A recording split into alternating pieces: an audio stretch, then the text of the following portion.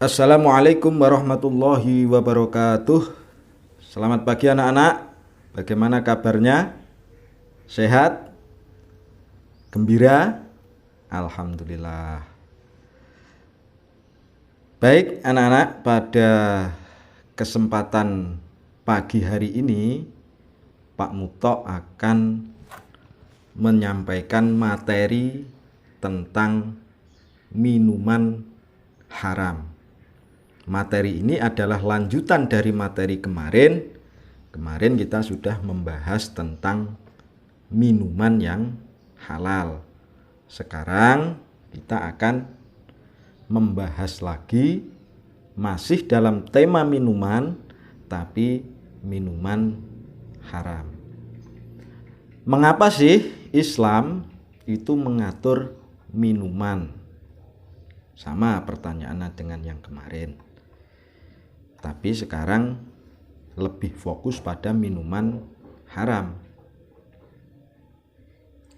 Islam mengatur minuman haram itu karena Islam itu bukan hanya mengatur masalah ibadah saja, tetapi Islam juga mengatur segala sesuatu yang berkaitan dengan akal manusia. Loh Pak, apa hubungannya minuman dengan akal? Nah, nanti akan ada penjelasannya. Selain itu, kalau dikaji secara ilmiah itu maksudnya dikaji secara ilmu pengetahuan, diteliti secara empiris, diteliti secara nyata bahwa ajaran agama Islam itu sesuai dengan akal manusia. Artinya bukan hanya sebatas diimani atau diyakini, tetapi juga bisa dibuktikan dengan ilmu pengetahuan modern, ilmu pengetahuan sekarang ini, termasuk ilmu-ilmu kedokteran, karena ini membahas minuman itu kaitannya dengan kesehatan itu kan berhubungan dengan badan kita. Baik, apa itu sebenarnya minuman haram? Minuman haram itu pada dasarnya adalah minuman yang tidak boleh dikonsumsi.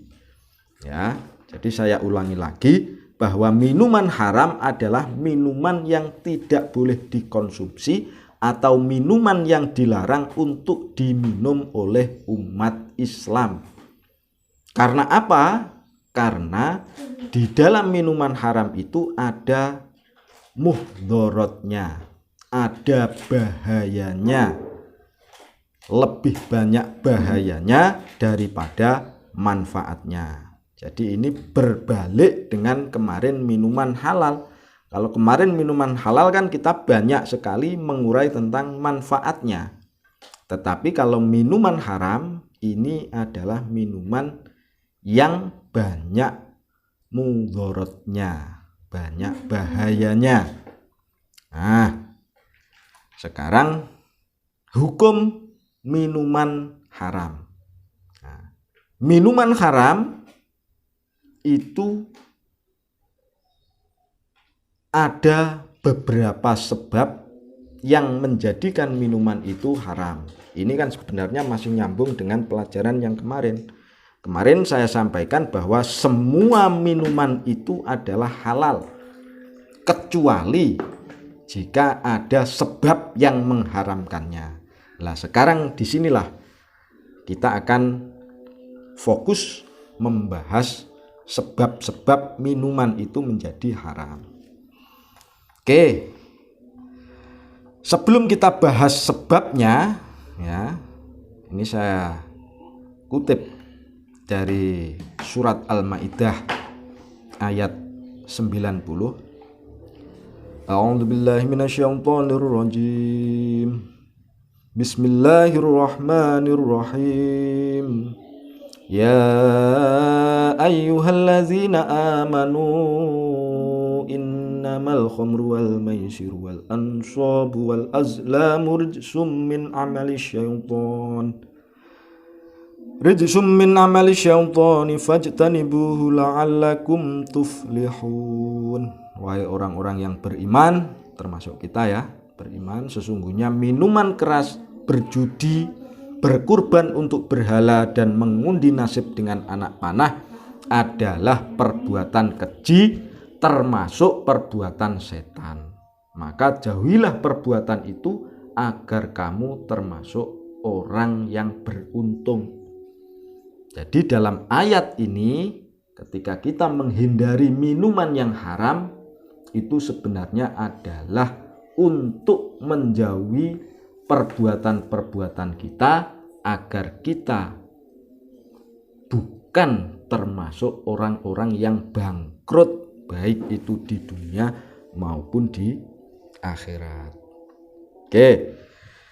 Dalam mengkaji minuman haram ya, itu saya uraikan sebab-sebabnya, jenis-jenisnya ya. Yang pertama akan saya sampaikan sebab-sebabnya. Yang pertama, dikonsumsi secara berlebihan. Jadi nggak boleh. Ya, sebab diharamkannya minuman itu apabila dikonsumsi secara berlebihan. Karena Allah tidak menyukai orang-orang yang melampaui batas. Yus, apapun itu minumannya, jika dikonsumsi secara berlebihan itu tidak boleh. Ya. Misalnya teh 1 dram dihabiskan, karena ya itu nggak boleh, itu namanya berlebihan, bisa meledos nanti perutnya. Memabukkan, ini yang kedua, dan dapat menghilangkan akal atau kesadaran seseorang. Yang ketiga, termasuk zat najis atau kotoran yang diharamkan. Jadi ini sebab minuman haram itu karena najis. Nanti akan ada uraian di bawahnya. Yang keempat, merupakan hak orang lain yang tidak boleh diminum sembarangan tanpa izin orang yang memilikinya. Ini sama dengan mencuri minuman, walaupun minumannya itu halal. Yang kelima, menjijikkan dan tidak sepantasnya dikonsumsi oleh manusia. Yang terakhir, membahayakan kesehatan maupun nyawa manusia. Nah, ini sebab-sebab minuman itu menjadi haram. Ya, sebab-sebab itu nanti akan kita turunkan menjadi jenis minuman haram. Oke, jadi alur berpikir dalam memahami minuman haram ini saya ulangi. Yang pertama, semua jenis minuman itu halal. Oke ya. Kecuali itu kan berarti ya pembatasan. Minuman itu menjadi haram karena sebab keharamannya. Tadi sudah saya sampaikan sebab-sebabnya. Lah, dari sebab-sebab itulah akan memunculkan jenis minuman haram. Lah, ini yang akan kita kaji. Yang pertama, minuman yang berasal dari darah. Nah, ini enggak boleh. Apapun jenis darahnya, apapun khasiatnya. Contoh misalnya darah ular kobra itu dipercaya dapat meningkatkan kekebalan imun tubuh seseorang dari corona, misalnya seperti itu, sehingga banyak orang yang meminum darah ular kobra. Lah, itu jelas karena darah itu termasuk jenis minuman yang haram, berarti meminum darah ular kobra dengan dipercaya punya khasiat tertentu itu tidak boleh. Dalam surat Al-An'am dijelaskan, A'udzubillahi minasyaitonirrajim. Bismillahirrahmanirrahim. Qul la ajidu fima uhiya ilayya muharramun ala ta'imin yad'amuhu illa ayyakuna maitatan au damam masfuhan au lahma khinzirin fa innahu rijsun au qistun uhilla li ghairillahi bih faman yadhurra ghaira baghi wala adin fa inna rabbaka ghafurur rahim. Katakanlah, tidak kudapati di dalam apa yang diwahyukan kepadaku sesuatu yang diharamkan memakannya bagi yang ingin memakannya, kecuali daging hewan yang mati atau bangkai, darah yang mengalir, daging babi, karena semua itu kotor, atau hewan yang disembelih bukan atas nama Allah. Tetapi barang siapa terpaksa bukan karena menginginkan dan tidak melebihi batas darurat, maka sungguh Tuhanmu Maha Pengampun, Maha Penyayang. Oke, minuman keras atau khamr. Ini yang kedua. Yang pertama tadi kan darah, sekarang minuman keras. Minuman keras yang dimaksud di sini adalah minuman yang mengandung alkohol, bukan minuman yang atos ya. Nanti pas keras saja sama dengan atos, bukan, tapi minuman yang mengandung alkohol dan diharamkan dalam Islam. Ini sudah sangat lazim sekali lah. Termasuk minuman oplosan, kuntul, topi miring, dan macam-macam itu ya. Banyak sekali jenis minuman keras, whisky, brandy, macam-macam. Nah, ini hadis yang diriwayatkan oleh Imam Muslim an Ibnu Umar radhiyallahu anhuma anna Nabiy sallallahu alaihi wasallam qala kullu muskirin khamrun wa kullu muskirin haramun wa man syaribal khamra fil dunya famata wa huwa mudhinuha lam yatub lam yashribha fil akhirah.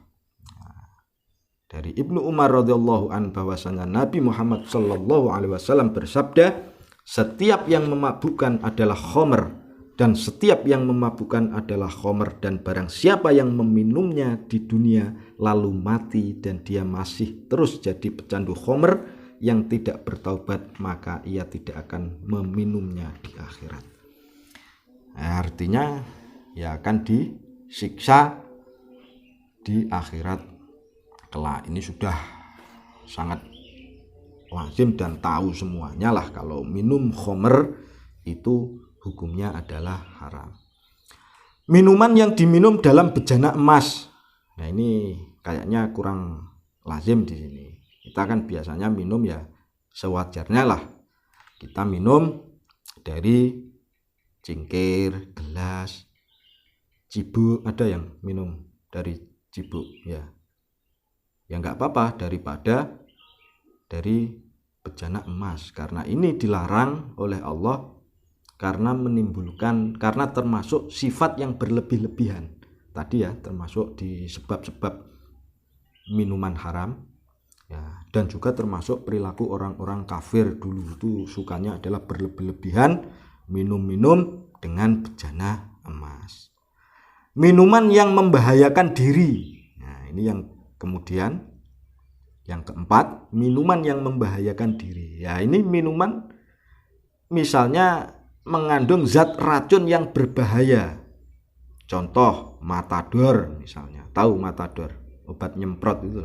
Tiodan, baygon, dan seterusnya. Ini kan jika diminum akan membahayakan diri kita. Jadi ya tidak boleh diminum walaupun itu termasuk cairan. Jika dimasukkan ke dalam mulut itu kan termasuk kategori minuman ya, kemarin pembahasan yang di pertemuan sebelumnya. Tapi kalau yang diminum itu misalnya baygon ya tidak boleh.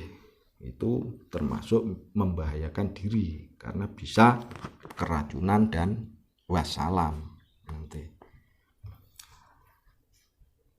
Minuman yang diambil dari orang lain tanpa izin. Ya, ini juga nggak boleh. Mencuri minuman misalnya, itu nggak boleh. Kalau minum di warung ya bayar. Kalau ambil di kantin sekolahan ya harus dibayar. Kalau tidak, walaupun itu misalnya es yang halal, ya nanti akan menjadi haram karena diambil tanpa izin. Seperti dalam Quran surat An-Nisa A'udzubillahi minasyaitonirrajim. Bismillahirrahmanirrahim. Ya ayyuhalladzina amanu la ta'kulu amwalakum bainakum bil batili illa an takuna tijaratan an taradhim minkum wala taqtulu anfusakum innallaha kana bikum rahima. Wahai orang-orang yang beriman, janganlah kamu saling memakan harta sesamamu dengan jalan yang batil. Ya, mencuri ini. Iya. Yang keenam, minuman yang mengandung zat yang diharamkan.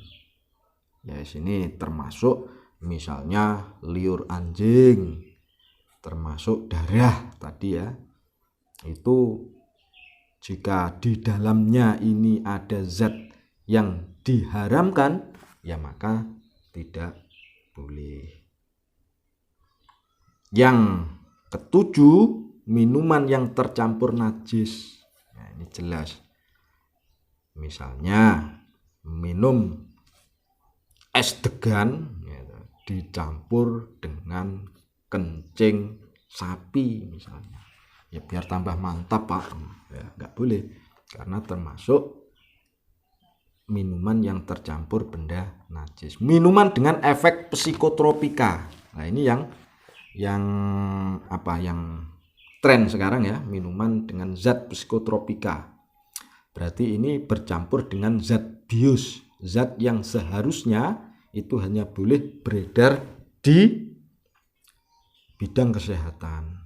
Nah, tapi dikonsumsi, disalahgunakan, maka kan biasanya disebut dengan narkoba, itu penyalahgunaan narkoba itu ya. Narkotik, obat-obatan dan zat psikotropika. Ini karena akan mengalami kecanduan.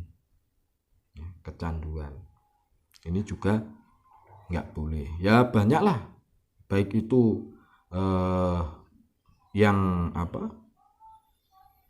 dari jenis obat ataupun bukan.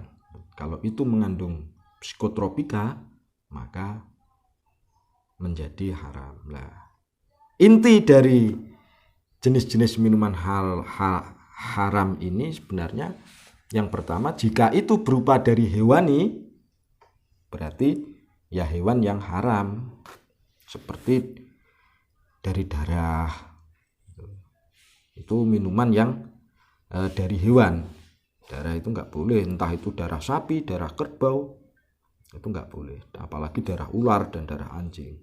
Kalau itu minuman dari nabati atau tumbuhan, ya, misalnya seperti tuak, candu, morfin, itu kan juga dari tumbuhan, ya, dari ganja, anggur yang telah bertuak, itu anggur yang minuman anggur itu ya, bukan buah anggurnya, tapi anggur yang sudah difermentasi sedemikian rupa sehingga menjadi termasuk efek psikotropika yang berasal dari perut bumi.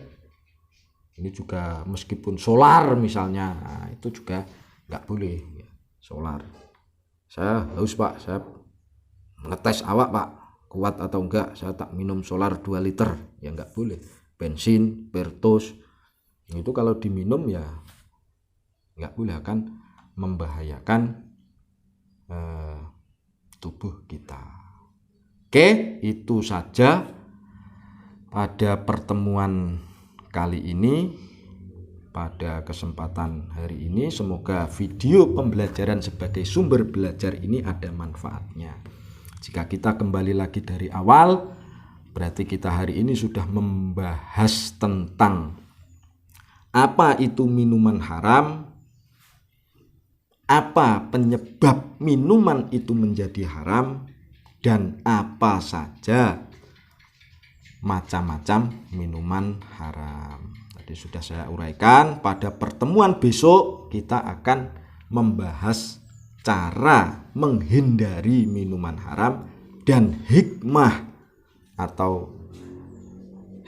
meninggalkan minuman haram atau akibat mengkonsumsi minuman haram, itu akan kita bahas pada pertemuan selanjutnya. Semoga video singkat ini ada manfaatnya, ada berkahnya, ada kebaikannya, sehingga kita termasuk orang-orang yang tidak bangkrut karena minuman. Maksudnya bangkrut ini orang-orang yang merugi, baik itu di dunia maupun di akhirat. Wallahu muwaffiq ila aqwamit thoriq. Assalamualaikum.